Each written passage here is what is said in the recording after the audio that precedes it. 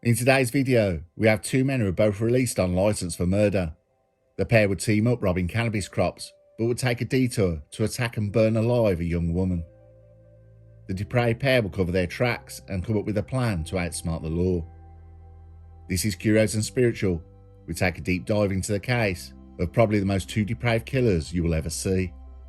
We look into the series of events, the police investigation, and the trial.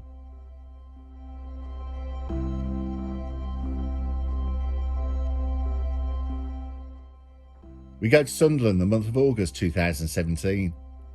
Stephen Unwin and William McFall had previously been convicted of separate murders. Both men had histories of violent crime. Stephen Unwin was convicted in 1998 for the murder of a cancer-stricken 73-year-old retired pharmacist. During a burglary, he attacked the victim in his bed, delivering multiple blows to the head and then stabbing him in the chest. He then set the victim's house on fire. Unwin also had previous convictions for theft, burglary and arson. In another burglary, he had set fire to the victim's home, but the 72-year-old man was rescued by neighbours.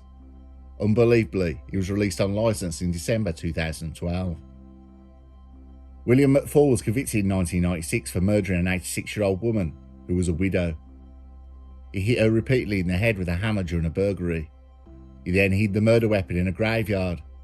William McFall was released on licence in October 2010.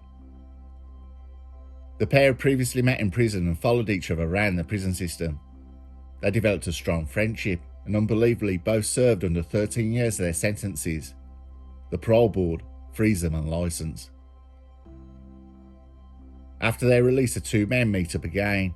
Stephen Unwin was living at St Oswald's Terrace, Shiney Row, and was running his own property maintenance business. William John McFall was living in Blackpool, but had been assisting Stephen Unwin as a handyman in his business. The two had a lucrative sideline and were involved in stealing substantial cannabis crops, and were now seeking to obtain guns to further those criminal activities. On social media, there was footage that shows William John McFall brandishing a gun and a chainsaw. In early August, the two men sent each other messages with lurid content.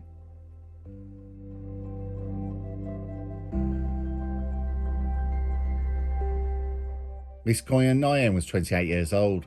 She and her son lived with her sister in Killingworth. She had moved to the UK from Vietnam in 2010, and she and her sister owned a nail salon in Berkeley. She was small in stature, weighing just 7 stone. She was involved in renting properties in the area. It was through the renting of those properties that she came to know Stephen Unwin and William McFall. They were carrying out work as handymen on flats that she was renting out. Quyen Ngoc Nguyen had more work for the pair. After some new property purchases, she called Unwin. Unwin and McFall had planned a depraved attack on Miss Ngoc Nguyen, with Unwin tricking her into coming to his home in Houghton-le-Spring. McFall sent a lurid message about attacking Quyen, and Stephen Unwin replied immediately, telling him to remove daft shite like that from his phone. Quyen visited Unwin at his terraced home in Shiney Row near Sunderland to discuss some more work for him. CCTV footage shows Miss Ngoc Nguyen arriving at the rear of Stephen Unwin's home at around 7:30 that evening. She had driven there in her Audi car and parked it round the corner. Just before letting her in the back gate, Stephen Unwin gestured to William John McFall to keep out of sight. That was the last time she was seen alive by anyone but these two men. She was set upon by the pair after she stepped inside. Quyen was beaten, throttled with a ligature around her neck, and was forcibly assaulted by Unwin, who used a gas-powered pistol and a Star Wars lightsaber toy in the assault. Her bank cards were taken and her PIN numbers were extracted from her phone. At around 9:40 p.m, Stephen Unwin left and drove to the co-op, where he used those bank cards to withdraw £500 from her account. William John McFall remained at the house. He made no attempt to escape or attract attention of anyone else. Stephen Unwin then returned. About an hour later, William McFall sent Stephen Unwin a text message asking him to come to the house from the garage. A few seconds later he did. By this time, at the latest, Miss Ngoc Nguyen had been incapacitated. The two men sought to tidy and clean up the house. Sometime around 10:30 p.m, whilst Miss Ngoc Nguyen was lying in the house, her life ebbing away, the two men casually cooked and ate a curry. At around 11 p.m, the two men took steps to dispose of Miss Nguyen. First, Stephen Unwin went to the back lane and manoeuvred Miss Nguyen's Audi. Then at 11:35 p.m, Stephen Unwin can be seen carrying Miss Nguyen's body, covered in a dust sheet. He carried her out towards the back lane, with William McFall assisting. The two men put Miss Nguyen in the back seat of her Audi and drove from St Oswald's Terrace to the track of the allotment. Upon arrival at the allotment, they set fire to the car with Miss Nguyen in the back seat and then left. Half an hour later, the fire brigade arrived. Upon extinguishing the fire, they found the deeply charred remains of Miss Nguyen on the back seat. Miss Nguyen had been so badly burned that she had to be identified by her dental records. According to the forensic evidence, when the car was set on fire, Miss Nguyen was still alive.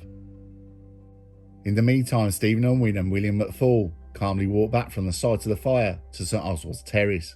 Less than 5 minutes later, they then got into Stephen Unwin's car and drove to a supermarket store at Fence Houses. Despite the horrific nature of the attack, McFall, seemingly so unmoved by his victim's suffering, he happily snapped a selfie while travelling to the shop after the killing.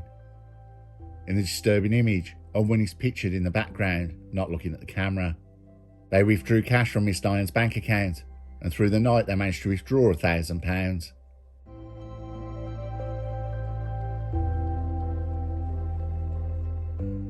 After the murder investigation started and the victim was identified by dental records, the withdrawing of the money on CCTV camera at the ATM cash machine would reveal the killers.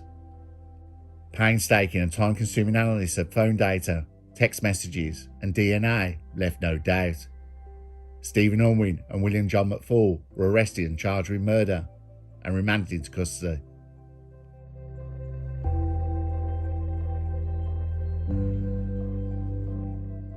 At Newcastle Crown Court in April 2018, the case was presided by Mr Justice Morris. The prosecution shown evidence of a recovered note. McFall wrote to Unwin while I was on remand, which said, "Destroy once you have read, bro." The note said he had been to the prison library and found a legal loophole. Despite their damning evidence, their legal loophole was simply to blame one another, hoping to confuse the jury.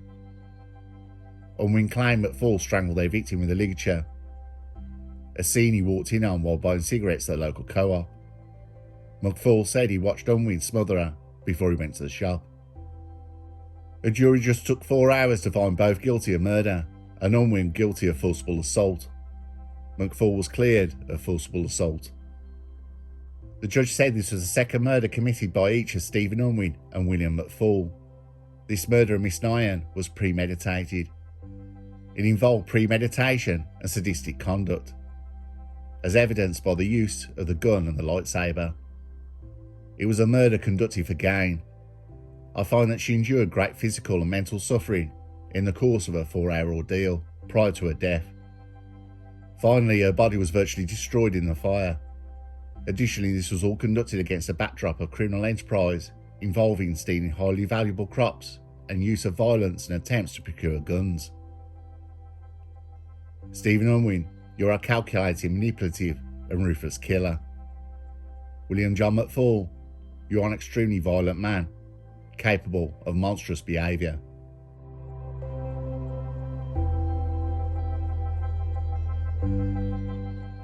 Stephen Unwin, 40 years old, and William John McFall, 51 years old, were both handed whole life tariffs.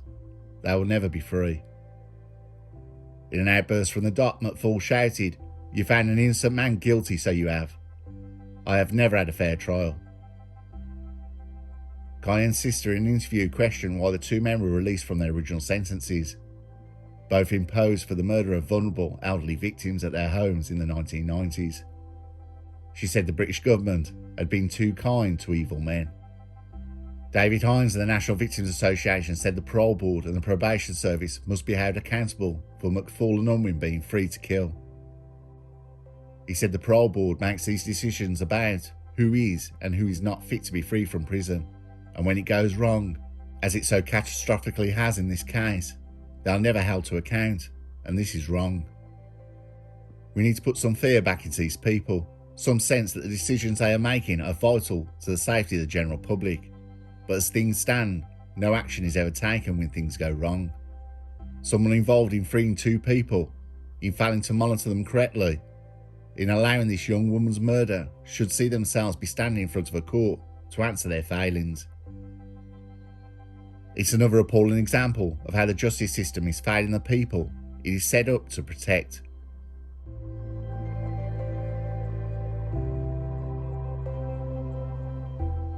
This is a case that was horrific to research.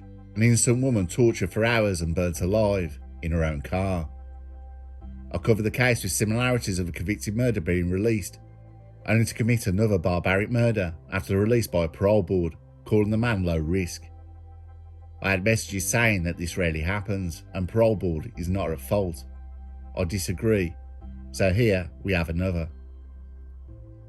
Here we have 2 convicted murderers who got parole at just under 13 years into their sentence. Absolutely sickening, these men should never have been free. The sentence of life in prison is 15 years. Having the comments from viewers, why call it life, it's 15 years. Any case for murder, and murder not manslaughter, it has been suggested 40 years should mean life. This is something I can totally agree on. The judges can only follow guidelines. Mr. Justice Morris summed up these 2 sick killers perfectly. But it's the politicians who need to sort out and increase the sentences. We are living with old laws where in the past people like this would have faced capital punishment. That has now gone. We have politicians and lawmakers who are so deluded and out of touch, thinking these killers can change. Releasing them is putting everyone at risk. David Hines, the founder of the National Victims Association, said this is just one example of a multitude of cases where the courts are just rubber stamping early releases for people. It's unbelievable.